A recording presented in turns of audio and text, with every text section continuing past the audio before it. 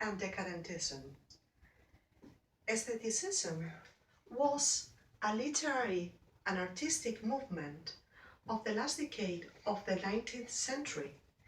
It was a movement against the Victorian age. The artists and the writers wanted to focus on form more than on subject matter. They followed Théophile Gautier's idea of art for art's sake. It brought frustration and uncertainty that marked the closing years of the century, and it expanded as a reaction against the utilitarian overlook and the moral restrictions of the bourgeois society. They followed on imagination and fantasy.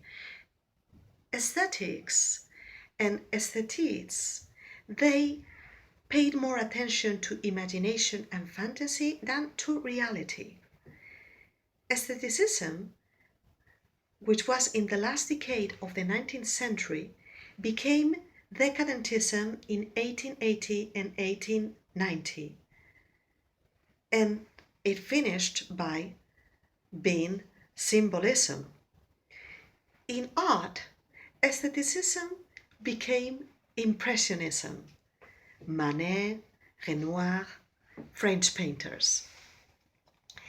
And Decadentism was backed by a sort of extremism in which the main traits of aestheticism underwent a process of refinement, which developed until finally topped out into the absurd, the distasteful and the futile.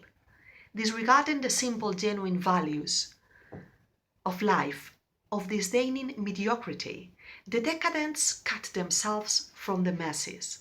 Writers, especially the French ones, were charmed by imaginary and artificial worlds, where illusion replaced reality, and they often delved into vice and corruption.